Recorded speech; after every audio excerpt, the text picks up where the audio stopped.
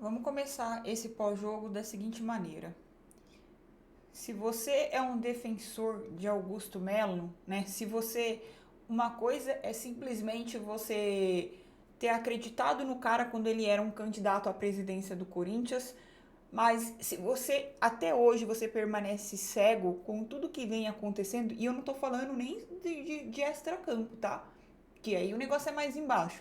Mas se você tá vendo tudo que tem acontecido com o Corinthians dentro de campo e você ainda consegue passar pano pro Augusto Melo, aí, meu amigo, eu peço sinceramente pra você que nem assista o vídeo. Nem assista o vídeo. A gente vai conversar e nesse jogo eu também me recuso a falar sobre arbitragem. Me recuso. E o porquê que eu me recuso a falar sobre arbitragem? Porque é sempre mais do mesmo, é sempre a mesma reclamação. Ah, porque não foi pênalti ali, ou foi pênalti, não sei o que lá. Beleza, tá não foi, mas foda-se. Não tem como você querer reclamar de arbitragem nesse jogo. E aí, agora vamos lá. Vamos primeiro eu quero falar sobre a diretoria lixo do Corinthians para depois a gente começar a falar desse jogo e dos jogadores. Por que eu quero dar um ênfase no Augusto Melo? Porque o Augusto Melo é o cara o maior responsável por tudo que tá acontecendo dentro do Corinthians. Por tudo. Já começa, né, que o Augusto Melo, o presidente do Corinthians, o cara que simplesmente vai lá e participa de podcast, aí ele mente na cara do torcedor, ele mente na tua cara. Na tua cara que ele fala, não, porque a gente tem o Fred Luiz, que o cara tem autonomia para trabalhar, e recentemente o Fred Luiz deu uma notícia que, tipo assim, deu uma entrevista, o cara já nem tá no Corinthians, gente. Nem tá, que autonomia. Só que é incrível, porque você vai falar tipo assim, gente, parece que tem pessoas que elas é cega, tipo assim, acreditam tanto, eu não sei qual o motivo, mas assim, eu acho que detestam tanto o outro lado que aí você simplesmente fica cego, obcecado pelo lado X pra tentar passar pano tudo pra esse lado aqui em específico, só porque você não gosta do outro lado. Porque aí se você vai falar alguma coisa a respeito do Augusto Melo, ai, você gosta de renovação e transparência, ai, merece Duílio, ai, merece André Sanches. Para de ser alienado, porque quanto mais alienado você é, mais esses caras vão permanecer dentro do Corinthians. E quando eu falo esses caras, é André Sanches, é Augusto Melo, porque tudo são farinha do mesmo saco, gente. Será que não ficou claro para vocês? Será que diante de tudo que tá acontecendo, tem tanto fora de campo, com notícia em Corinthians em página policial, presidente do Corinthians, e entre tantas outras coisas, será que não ficou claro para vocês que são tudo farinha do mesmo saco? Então não é porque você não gosta de um que você tem que ficar obcecado pelo outro lado. Você tem que querer o melhor do Corinthians. E o melhor do Corinthians não é Augusto Melo. Não é Augusto Melo. Olha o que esse cara tá fazendo com o Corinthians, gente. Olha o que esse cara tá falando Corinthians, de novo, tirando o extra-campo, que a gente já sabe, a gente já tá cansado de saber, e vem bomba por aí, tá? Vem bomba por aí, fica esperto que essa semana já vai sair uma notícia aí. Já vai sair uma notícia. Agora, dentro de campo, gente, dentro de campo, um cara, ele não tem a... Olha, já começa errado quando o Corinthians vai enfrentar um Flamengo no Maracanã sem treinador, com o técnico interino à beira do campo. Ah, Thaís, mas já foi contratado o Dorival. O Corinthians ficou uma semana à mercê de Dorival Júnior. Uma semana. Um time, uma gestão minimamente decente não esperaria esse tempo todo. Ah, mas aí não ia fechar com o Dorival. Não interessa com qual técnico que ia fechar ou não. Não interessa. A diretoria do Corinthians ela tinha obrigação de chegar, alinhar os detalhes, no máximo 1 ou 2 dias, no máximo, se alinhar ali, anunciar, e o cara tinha que estar à beira, não só nesse jogo, ele já tinha que ter estado contra o Racing. Já tinha que estar contra o Racing pra chegar nesse jogo contra o Flamengo e também estar à beira do campo ali, já comandando a equipe do Corinthians. Não tô falando que faria diferença, né? Porque eu sei que ele não teria tempo de treinar, mas o técnico do Corinthians, ele já tinha que estar nesse jogo na frente ali comandando a equipe. Mas a diretoria não. Ficou. Cara, olha que nível que chegamos. O ponto do Corinthians ficar à mercê de treinador. De reunião, de viaja pra lá, fica se fazendo de besta, pagando almocinho e não sei o que lá. E aí, beleza. Aí num jogo como esse, como o Flamengo, aí o Corinthians é humilhado em campo. Mas não, a diretoria não tem culpa. Não, a diretoria não tem culpa. O Augusto Melo não tem culpa, né? cara só fala, só é um falastrão e mente pro torcedor, e quando dá alguma coisa errado, a culpa nunca é dele. A culpa é sempre ele joga pra terceiro. Ah, é porque não foi eu que contratei. Ah, é porque foi fulano. Ah, é porque o nosso time é maravilhoso. Ah, é porque essa gestão é maravilhosa. Ah, é porque sempre estão querendo me derrubar. Por que será? Será que agora realmente não tem motivos pra querer derrubar o Augusto Melo, gente? Será que realmente não tem motivo? Então aqui, fica minha ressalva aqui em relação ao presidente mentiroso Augusto Melo. Eu queria falar muito mais. Eu queria falar o que o Augusto Melo merece ouvir, né? Mas eu não... Né, meu advogado imaginário aqui não permite essas falas, porque eu sei que eu posso me complicar, né? Mas enfim... Olha, sinceramente, cara, sinceramente, a raiva que eu tô sentindo pelo Corinthians ter passado essa humilhação, porque é só um pouquinho, é só a pontinha do iceberg de tanto dos cenários que a gente vem olhando aí, ó, nos últimos anos do Corinthians, e já nessa gestão do Augusto Melo também. Então, sinceramente, né? Mas enfim, vou falar um pouquinho desse jogo, né? Desse time do Corinthians.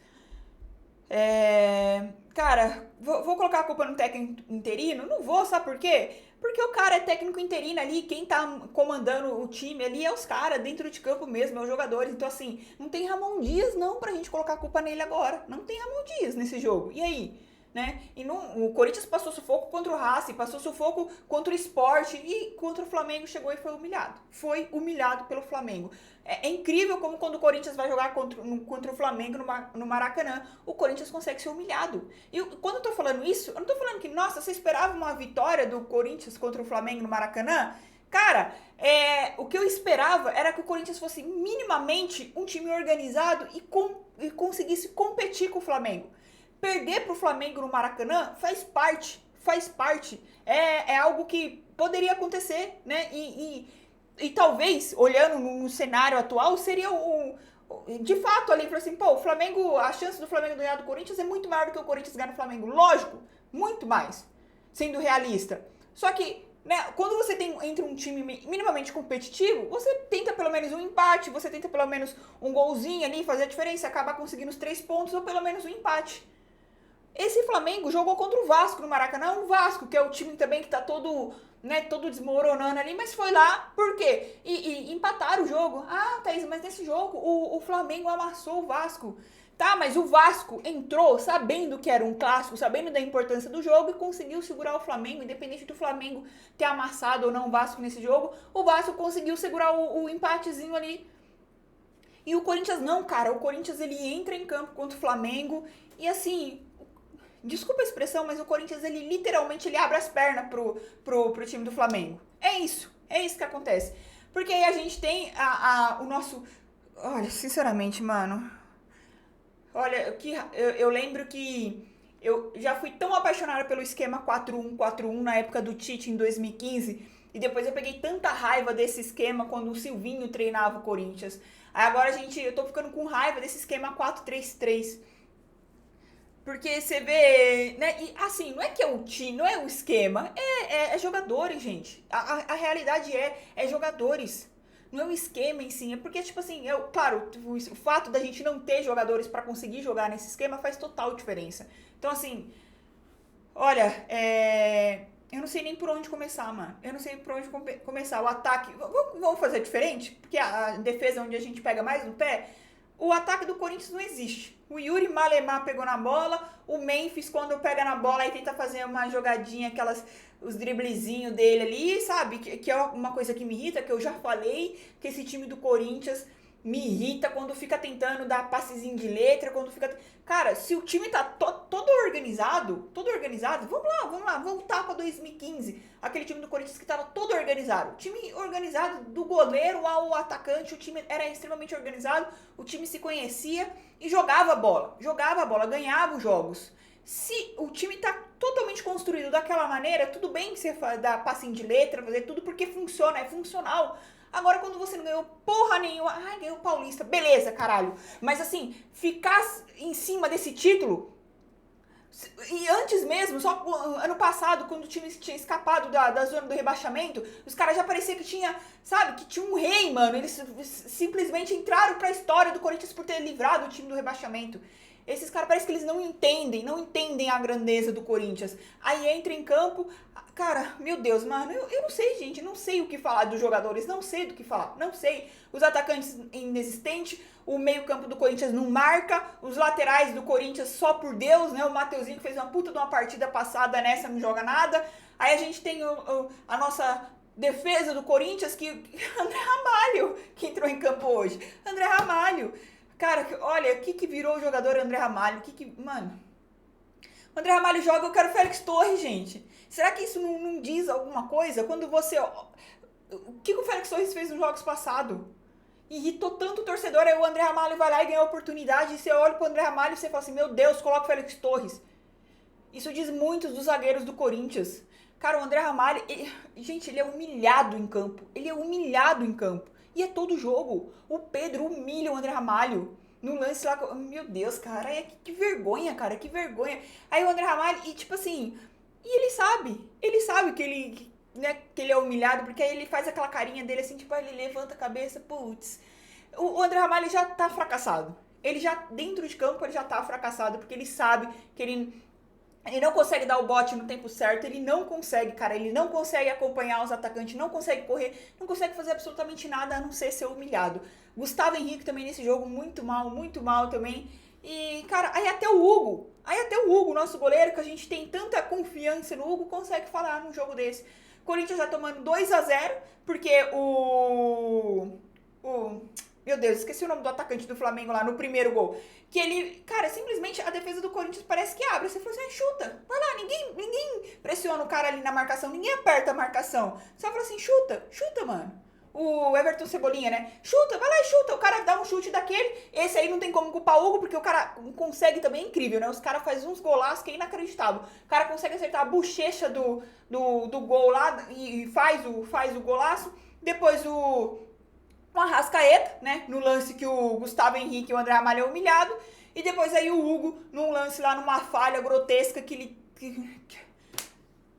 Ai, cara, meu Deus. O Hugo dá o passe ali, vai tentar dar o passe pro Raniel e acaba entregando a bola pro Pedro, que faz o gol, né? Então, olha, e deixa eu falar um negócio pra vocês. O Pedro, o Arrascaeta, eu não lembro, acho que eu tô confundindo a ordem os caras que fizeram os gols ali, mas enfim. Aí, o que eu quero falar em relação a esse lance do Hugo? Sabe o que é esse lance do Hugo, quando ele faz isso? Quando ele pega a bola, mesmo impressionado ali, e tenta sair daquela maneira?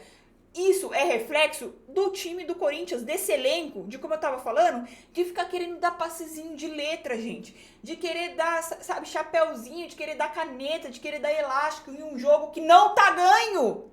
Essa é a característica desse time do Corinthians. É isso. É um timezinho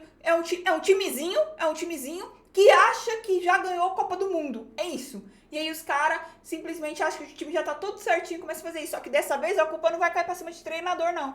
Dessa vez a culpa não vai... Tem que cair em cima desses caras. Tem que cair desses caras. Porque esses caras têm que entender a camisa que eles estão vestindo e tem que colocar os pezinhos no chão, porque eles estão achando que já são rei, não são bosta nenhuma. Não sou bosta nenhuma. Beleza, ganhou o título do Campeonato Paulista em cima do rival, é isso. É isso, mas vai ficar sentando em cima do título agora? O campeonato tá rolando, meus amigos. O campeonato tá rolando. Enfim, Hugo falhou, fato, ainda continua tendo crédito, né? E querendo ou não também, se não fosse o Hugo, tinha tomado um 6-0 aí também, porque teve lances ali que ele acabou defendendo, fazendo defesas. Teve lance bola na trave ali do Arrascaeta. Enfim, em questão do pênalti eu não vou falar, mano. Não vou falar em questão do pênalti. Não, aliás, vou falar, mas não em questão em relação ao pênalti ali do Flamengo. Acho que não foi pênalti e beleza.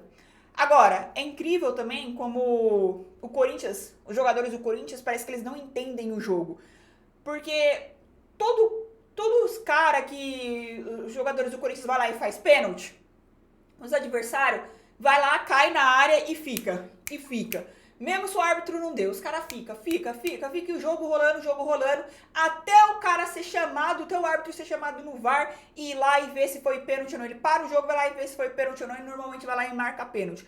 O Corinthians, quando acontece isso, o Yuri Alberto, por exemplo, dá o exemplo mais do Yuri Alberto, que é o que mais sofre pênalti, né? Quando ele sofre um pênalti, algum lance, assim, quando ele é empurrado, quando ele é puxado, o Yuri Alberto, ele vai e reclama, só que ele levanta na sequência. Ele não fica lá, ele levanta. E fala assim, tá bom, vamos continuar aqui. Mano, parece que os caras não sabem catimbar, não sabem como que funciona o futebol. Então, não tem a malícia do futebol. E pra você jogar futebol, cara, você tem que ter malícia também. Tem certos jogos que você tem que ter malícia. O Yuri não tem essa malícia. Não tem. Então ele vai lá, sofre uma falta na área, o Yuri, não tô falando especificamente nesse jogo, mas vários jogos, vários. Ele vai lá e fica, ele levanta, já na sequência, o árbitro não vai dar mesmo, então eu vou levantar. Não dá nem tempo, faz cera, faz o árbitro parar, faz o árbitro de vídeo, fala assim, pô, se o cara tá parado tanto tempo ali, deixa eu dar uma olhada aqui, deixa eu revisar. Aí vai lá e para o jogo, chama o árbitro, mas não, o Yuri não faz isso, cara. É incrível como o Corinthians não tem essa malícia, não tem. Tem mais alguma coisa pra falar, cara, mas eu tô esquecendo, eu não vou nem falar da camisa, porque, né... Ai, meu Deus, mano. Camisa é linda, mas nem clima pra falar da camisa nesse jogo. Cara, é inacreditável o Corinthians ter entrado nesse jogo aí sem treinador também, mano. É inacreditável a demora. Não tô falando que o Dorival, o cara tava lá, né? Mas, tipo assim, e detalhe, Dorival não assinou ainda, né? Será que assistindo esse jogo aí o cara não desiste? Eu, hoje em dia, se tratando do futebol aí, eu não duvido de nada. O senhor Memphis, eu sinceramente nem vou falar, né? É incrível como o cara, um jogo ele vai lá e chama a responsabilidade, no jogo seguinte já faz aquela postura displicente dele ali também, né? Não, e aí os nossos reservas, né? Na hora que começa a fazer as alterações, Maicon.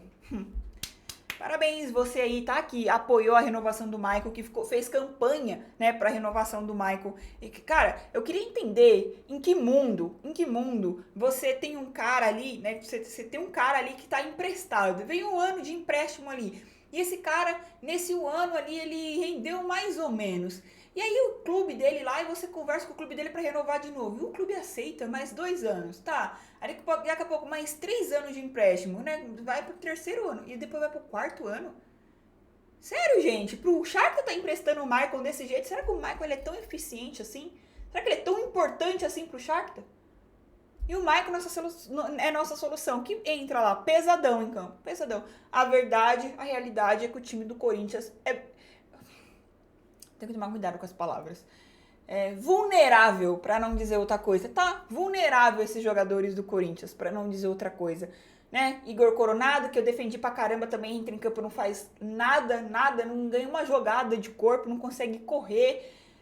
Os zagueiros do Corinthians, só por Deus, se olhar aí, nossa solução é Thales Magno, nossa solução é o quê? Charles, olha, gente, é isso. O vídeo até ficou longo e eu sei que eu tô esquecendo alguma coisa, cara. Eu tinha alguma coisa pra falar, mas eu tô esquecendo. Mas de todo modo, parabéns, viu, mentiroso Augusto Melo. Parabéns, hein? Você realmente tá colocando o Corinthians no lugar. Você realmente tá, né? Olha, é isso, gente. Depois a gente conversa em live aí, que eu vou lembrar de outras coisas que a gente precisa conversar, beleza? No fim, peço pra você que não é inscrito, se inscreva, deixa o seu like e se você puder e quiser contribuir aqui com o valeuzinho, né, que é aquela mensagem paga, ou um Pix, qualquer valor, é muito bem-vindo e ajuda a gente aqui de verdade. Enfim, é nóis. Respeita as minas e vai Corinthians.